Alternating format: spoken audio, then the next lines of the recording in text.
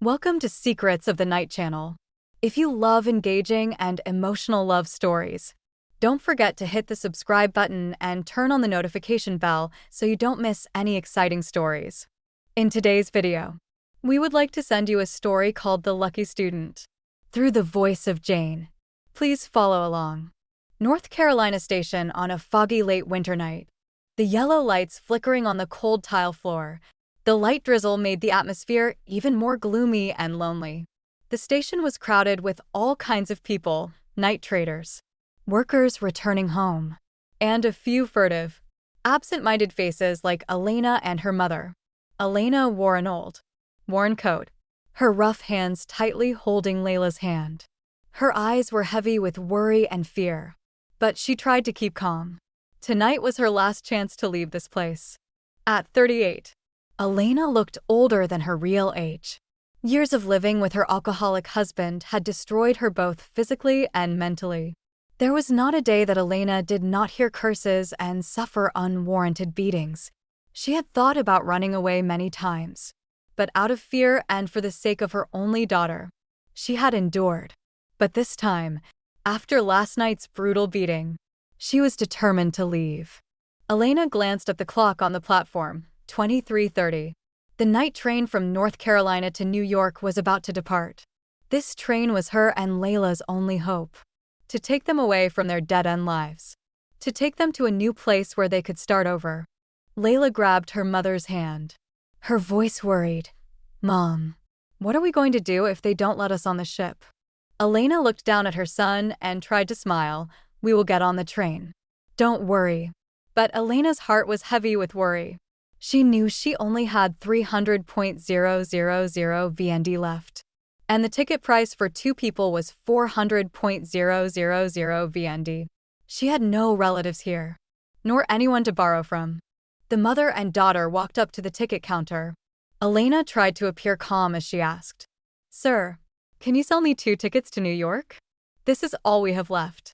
The ticket seller glanced at the stack of change Elena handed over. He shook his head. His voice cold, "Only enough for 1 ticket. If you don't have enough money, you have to buy more or wait for the next trip." Elena stood still, clutching the crumpled bills, her heart aching. Next time? There couldn't be a next time. If they stayed another night, their drunken husband would find them and their lives would be hell again. Layla worriedly tugged on her mother's shirt. "Mom, what if we don't have enough money? We won't be able to go." Elena looked around the platform and took a deep breath. There was no other choice. They had to get on the train no matter what. "Listen to me. Don't be afraid," Elena whispered. "We'll squeeze onto the train." Elena and Layla waited until the ticket inspector wasn't looking. Then they quickly squeezed through the crowd and boarded the train. Their footsteps were as soft as a cat's, trying not to make any noise. The train was crowded but chaotic. The sound of children crying, the sound of luggage being bumped, and the whispers of conversation filled the cramped space. The smell of gasoline and human breath mixed in the air was strong.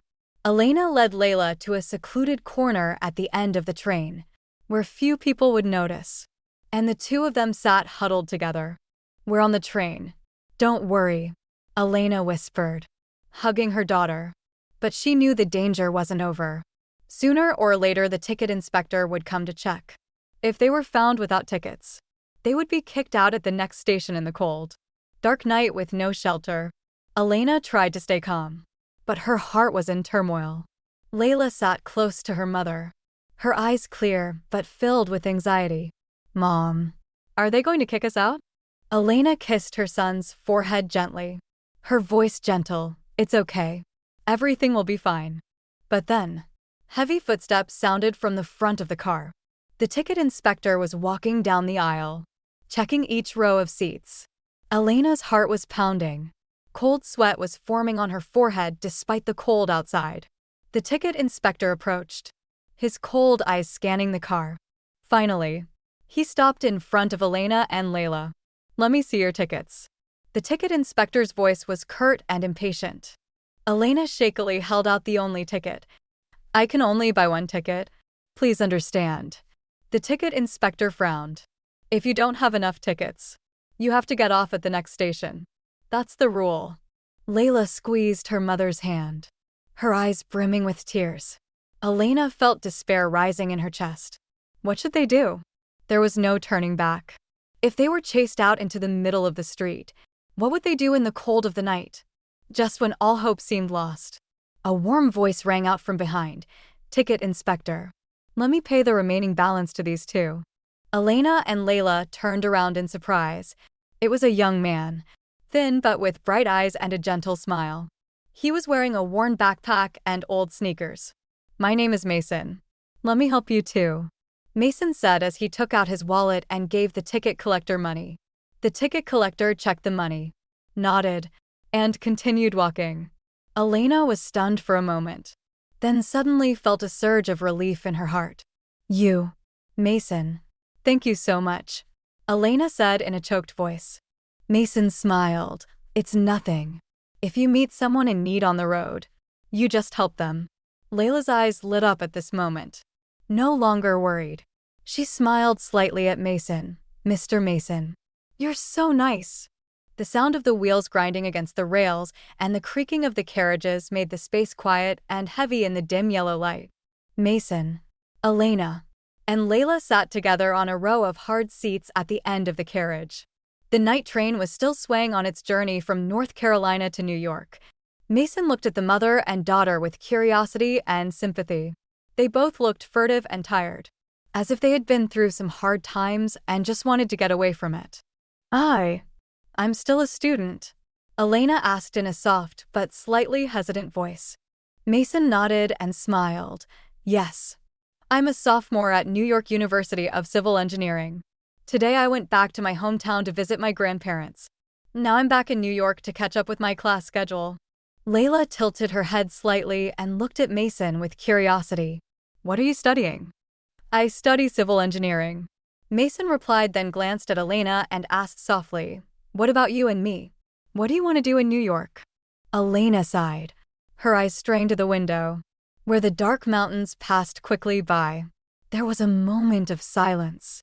Then she spoke, her voice hoarse and sad. We are fleeing our homeland. Mason was a little stunned, but still kept a gentle attitude. What happened? Miss? Elena bowed her head, holding Layla's hand tightly as if seeking comfort. Then she slowly told the story of her life, about her alcoholic husband, his gambling addiction, the unjust beatings and the poverty that haunted her family. She and Layla had endured years of abuse, but last night she couldn't take it anymore. She decided to run away with her daughter, even though she had little money left. We were planning to go to New York to find work, find a place to live and start over, but we didn't know where to stay or what to do, Elena said, her eyes looking lostly ahead. Mason listened silently, his heart aching with sympathy. Stories of domestic violence were familiar to him, but witnessing it firsthand through these unfortunate mothers and children made Mason's emotions deepen. He looked at the 14-year-old girl, her face immature, but her eyes filled with the sadness of a premature adult. You and Layla don't have a place to live yet, right? Mason asked thoughtfully. Elena nodded. Yeah, I was thinking about getting a place to stay when we got there, but we don't have much money left, and we don't know where to start. Mason thought for a moment, then turned to Elena and said softly, if you and Layla don't mind, you can stay in my room for now. My room is a bit small. I'll stay there by myself first, and then I'll help you find a job. Layla can also register to go back to school. Elena's eyes widened in surprise. You don't mind? No, ma'am. My room is empty with just me. I'm happy to have two people sharing it. Mason smiled lightly, his eyes sincere. Layla looked at Mason, her eyes shining with hope. She pursed her lips and said softly, thank you, Mason. Elena gently squeezed her daughter's hand, her heart filled with indescribable emotion.